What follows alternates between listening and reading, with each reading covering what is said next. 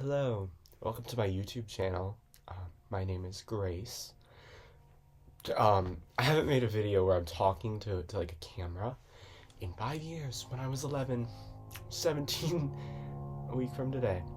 But in this video, I'm gonna be going over some of my favorite parts of my music collection. Not the whole thing. This is not going to be extensive. I can kind of give like a sneak peek. Those are a lot of my CDs. There's some of my records. There's some more CDs. I hope it picked that up, but I have a lot. I have a lot of things. Love them all dearly. But I'm going to be going over my favorites, starting with my two favorite cassette tapes that I own. Oh, the cassettes are up there. I didn't even get to those. So, this first one is probably like my prized possession. Like no BS, no BS, and it's a signed edition, or not edition. It's a signed Frailty cassette. Frailty by Jane Remover is a very special album to me. I don't think any album will ever have that much impact on me again. Period. Point blank. Like, I first heard it when I was 13, I believe. Like, I was right on the cusp of going to high school, and it just blew my mind. Like, I had been on, like, Glass Beach and, like, a bunch of other, like, the gay sort of, like, internet indie. But Jane Remover was just a whole new, like, ball game, even though I had been into hyperpop for a while. And so the next one, I listened to, I want to say, like, a few months after I first heard Frailty. It's Dark Life by Death's Dynamic Shroud. This is signed by all three members, Tech Honors, Keith Rankin, and James Webster. They are a very inspirational band to me. They came from the state that I live in, Ohio, and now they're, like, I think based in Well, Keith is still in Columbus. Sorry, I could nerd out about them forever, but they put out an album a month, and on Bandcamp, they're pretty cool. They're a pretty sick freaking band. So now we're on to CDs, and I'm gonna be starting off strong with the only CD I got from my mom, which is Beck's album, The Information. And I think I got this when I was like 12 from her. I just found it in like our basement. But what really drew me to it was the sticker sheet that it comes with. And it's a good album.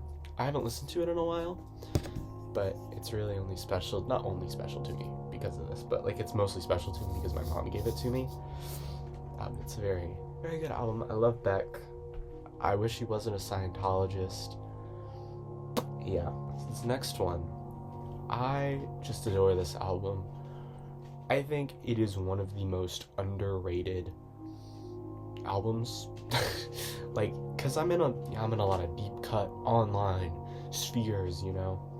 But even in sort of the more like hip hop oriented groups, they do not give this album praise. Like, if you are into Plug, if you are into guitars over MIDI drums, you need to listen to The Sword by Kaho Matsui and Ivy. It is generational. It is beautiful. The cover is very cute. The inside art, I think, is really cool. And then the disc has, like, trinkets on it. It's a very cool packaging. You can buy it for, like, $10 on her Bandcamp. It's a very good album. And this next one, or these next two, I should say, I got in Athens, Ohio. This first one, I was so surprised to see. Because Muslim gays, I think, Muslim gauze, I don't know, guys. I had never really been hip to him. Like, I knew about him because a few of my friends are into him, but Arab Quarter is the album I got. I've only listened to it like once. Like, I'm not a huge fan of it. I more so bought it because I was like, holy shit, this guy I know from rateyourmusic.com in front of me face to face. And then this next one, this is just a classic. This is an emo Riz classic. It's Your Arms Are My Cocoon's self-titled EP. Yeah. If you have been online, if you've been online in any sort of music sphere for the past like 4 years, there's a good chance you've heard this. There's like a solid chance that you've heard of Your Arms in My Cocoon. I got that CD at the second show I went to of theirs. The first one was like local to where I live, but then that one I got in Athens, and I got it signed by 2 of the band members. Did not get it signed by the sax player or by Tyler himself. Get that done another time, but he was very kind. Don't get it twisted. I just forgot. And shout out Lily if you're watching this. Oh my god. Yeah, she was very nice. I met her there. This next one, Los Tutnaka, Los, I don't know how you say it. It's by Joshua Chukwuemeka Crampton and Chukwuemeka Kandori, otherwise known as Alicia Crampton, otherwise known as E+E, or E-Andy, I don't know. This album, it was number 1, I think, on Pitchfork's list, but I've been hip to them for like 2 years, so Pitchfork, fight me. It's such a diverse and eclectic album. Like, I mean, it's obviously very centralized to like Bolivia, because they're native Bolivian Americans. But it's a radical album. It is like true psychedelia. Like, if you are ever like, what do I listen to while I'm stoned? Probably don't do that. Actually, I did it once. It wasn't, it just freaked me out. But this next one, I got in Columbus at Used Kids Records. I'm gonna go on a side tangent. That was the best record store I've ever been to. Like, I've been to a ton of record stores. Any town that I go to, I'm like, let's hit up the local joint, you know? Like, I've been to record stores in New York and Alaska. Get to that later. No record store has come close to that. Like, I only went there a couple weeks ago now when I went to see Xavier So Based. That was a game changer of a record store. Anyway. The objectively, because I spent all my money at a different one, I was pissed off at myself. Like, I could have spent all my money here. Whatever. A Magnolia Thunder Pussy is an okay store, but I learned that they support AI. So if you're ever in the Columbus area, probably don't go there, because they were expensive. Like, at Used Kids Records, I'm sorry, this is such a personal video. I feel like I'm not used to this. It was like $32 for GeoGaddy by Boards of Canada. That goes for like $50 online. I was like, this is crazy stuff. But anyway, the coolest thing I got there was this Japanese bootleg of a Bob Dylan concert. And I tried to look it up online, and the only reason I know it's Japanese is there's no shot it's gonna focus, but like that's kanjis, I don't know.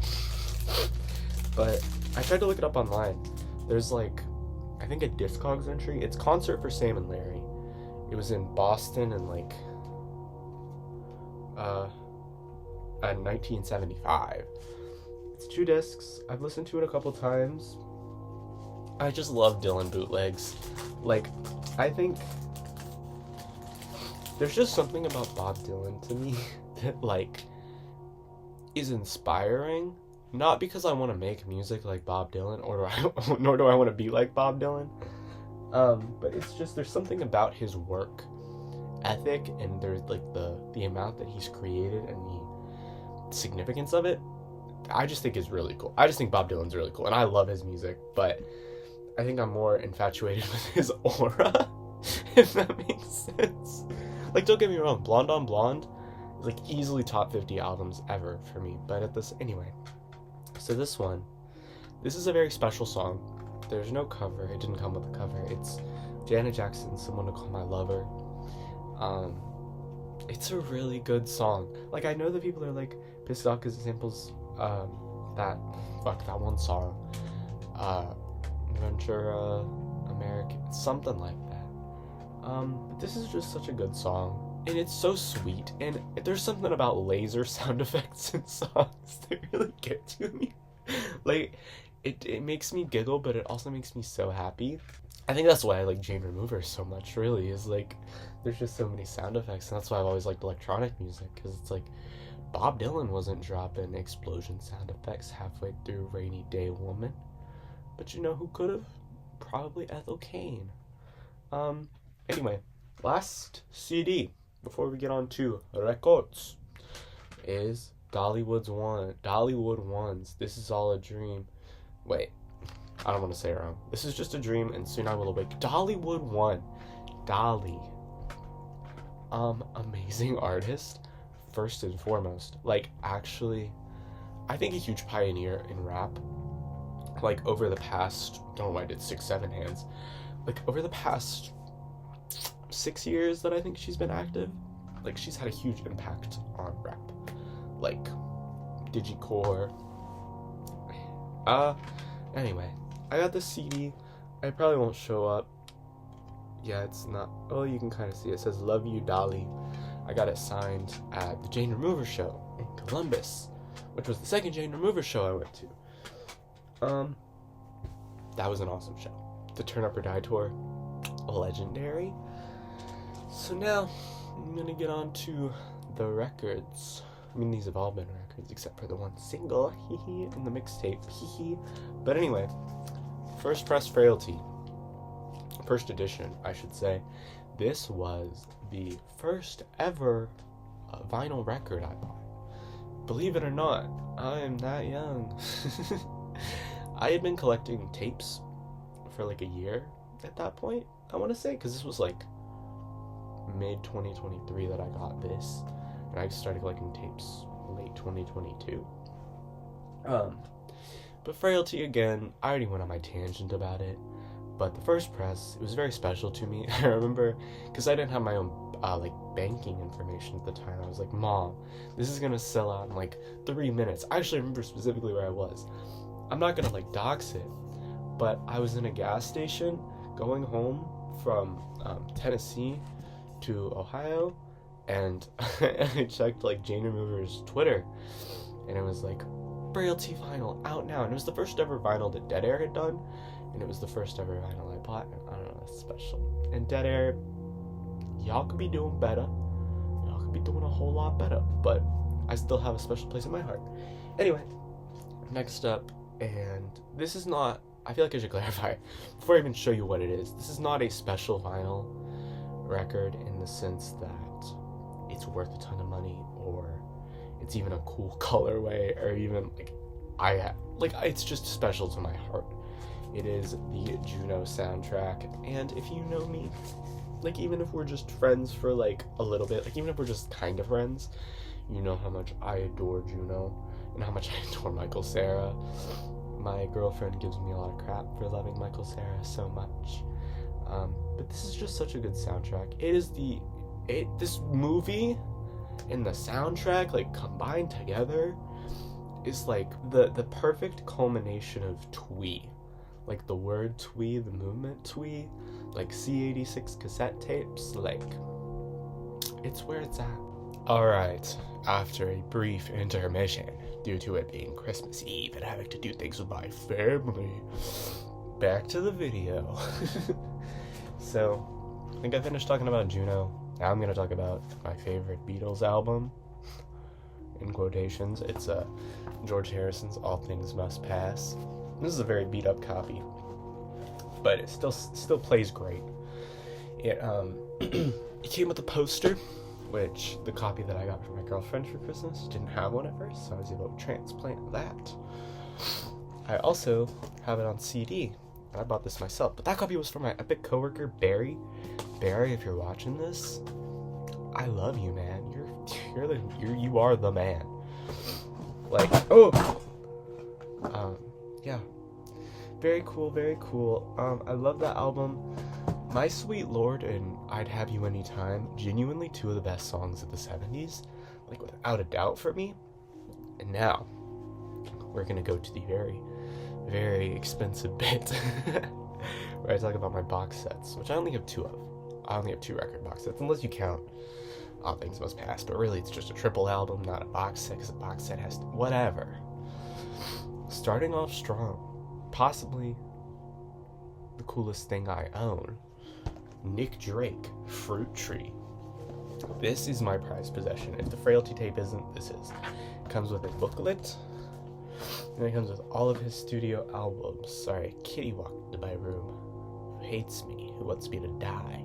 But this is so beautiful. Like, I actually teared up when I listened to it for the first time. Let me show you how pristine, because this is from the 80s. It was last pressed in 85, and it was the last analog sort of treatment Nick Drake ever got. I mean, he'll probably get one again at some point, but you just need to, I mean, my camera doesn't really do it justice. This is in pristine condition. Like, genuinely, like, crazy. I picked it up for $200 from Haskins House Records store in Portsmouth, Ohio, which is not where I live. It's so beautiful to own to me, because Nick Drake is just one of my favorite artists, probably my favorite folk artist of all time. And yeah, I'm very grateful that I was in the position financially to where I had enough, extra income that month to where I could drop $200 on a record. But I think it was worth it. And yeah, now we're gonna go on to my second box set, Les Rarities de Nudes, Doubleheads 1980 to 1981 Maximum Psychedelic Blues Years. Yes, bitch. Yes. Diva Down. I bought this in Alaska. I bought this in the only record store that I know of in Alaska, Obsession Records. They're such a cool store. If you're ever in Anchorage for some fucking reason, go there. Yes. It comes with this booklet with like a bunch of pictures and interviews, and it's like, I liked the band before. Like, I was a decently big fan, but hearing it pressed on vinyl, hearing this bootleg specifically, is just so gorgeous. Like, it's so beautiful. My only complaint is that they might have picked the worst font ever for the record labels. Like, it's very hard to discern what side you're actually on. But I was so psyched when I found this. My girlfriend, who's probably watching this video, can put down in the comments. I like flipped my lid, dude. I was ecstatic. And I think I did everything that I wanted to do. If this performs even okay, I might do another one of these videos, not about music. I might make another YouTube video. Anyway, Merry Christmas and a Happy New Year.